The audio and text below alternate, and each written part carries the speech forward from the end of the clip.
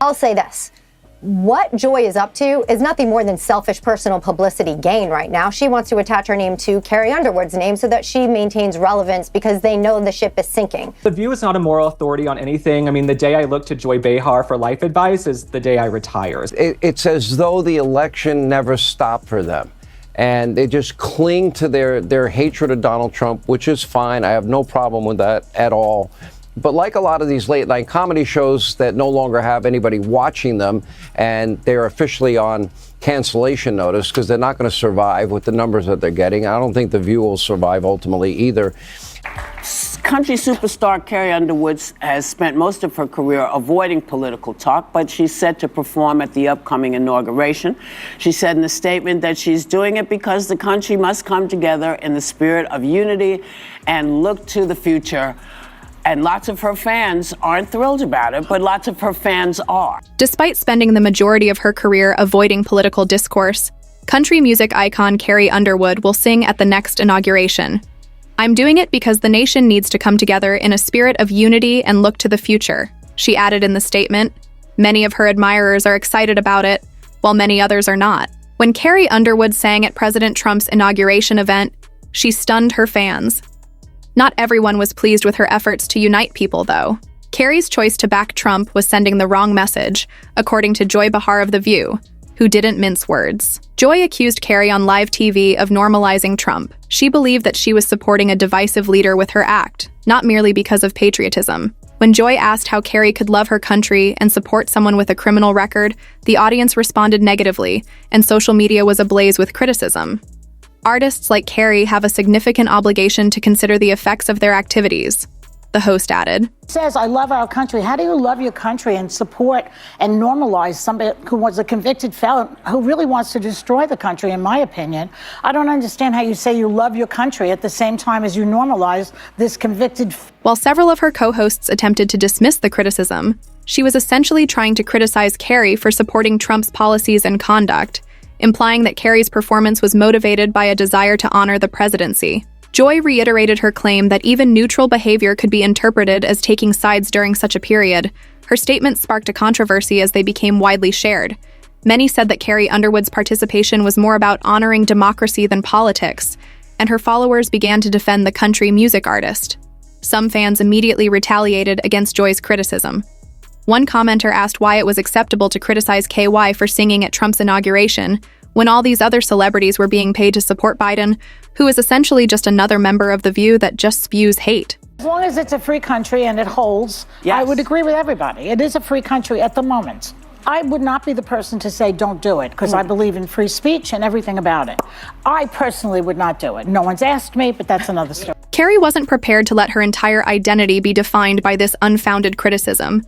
She had something far more ambitious in mind than to become involved in the public dispute immediately. She made the decision to fight Joy Behar in court. When the country music icon sued Joy Behar for slander, everyone was taken aback. Joy stated in her filing that her reputation had suffered greatly as a result of her remarks. Joy's charges, according to Carrie's legal team, went beyond mere opinion and turned into unfounded accusations, damaging her reputation as an independent woman and artist. The lawsuit cited Behar's statement in particular. "I don't understand how you say you love your country at the same time that you normalize this convicted felon." According to Carrie's attorney, Joy Behar's comments undermined Carrie's skill by reducing her performance to a political statement while disregarding the effort and commitment she has made throughout her career. Legal experts also noted that Carrie's team would need to demonstrate that Joy Behar's remarks were not only untrue, but that she knew they were untrue, or didn't care about the truth when she made them. This is necessary if Carrie is to prevail in this legal battle.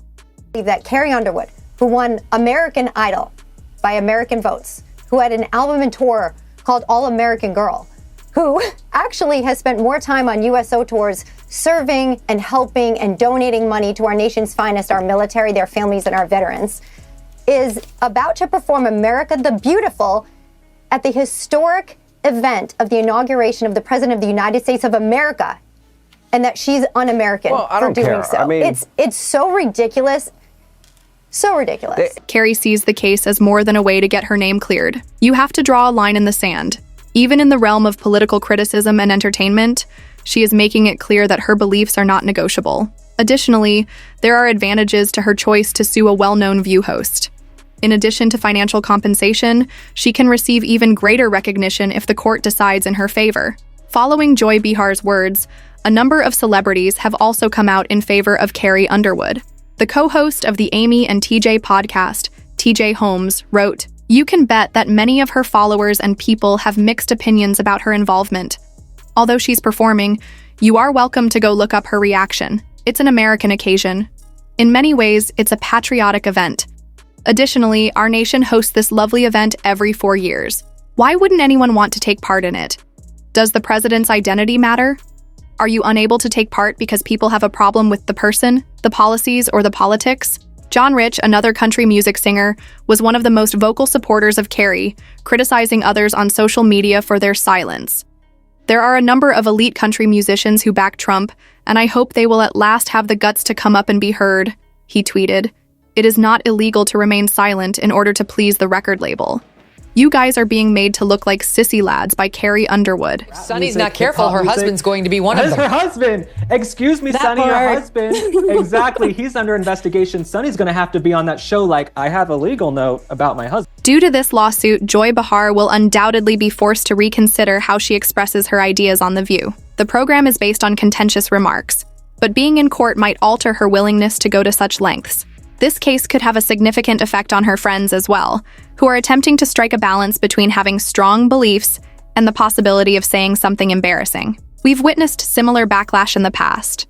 Just consider the Dixie Chicks. Their careers were severely harmed when Natalie Miz made a jab at President George W. Bush in 2003. Such problems have long plagued the music industry, particularly in the country music sector. Artists who voice their opinions are commended, but they may also suffer severe repercussions if their views are unpopular with the audience. What's interesting about Carr's situation is the double standard at work. While artists like Bruce Springsteen and Beyoncé are praised for their political statements, Carr's attempt to maintain objectivity ended up drawing criticism from these TV critics.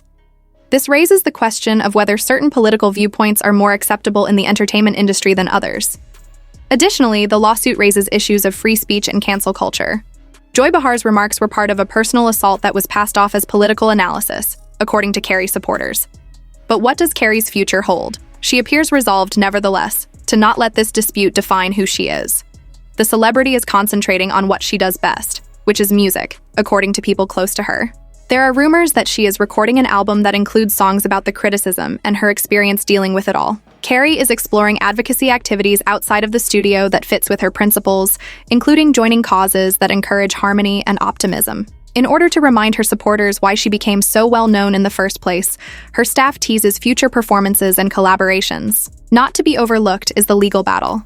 Carrie's lawyer claims that even though her complaint against Joy Behar is still pending, she is prepared to handle any challenge that may arise. It is your time now. How do you all feel about the situation as a whole? Was Joy Behar's statement excessive? Tell me what you think in the comments section. Remember to subscribe to our channel, like and share if you want to be informed about all the most recent celebrity news. There isn't a drop of tea left, and we have it all.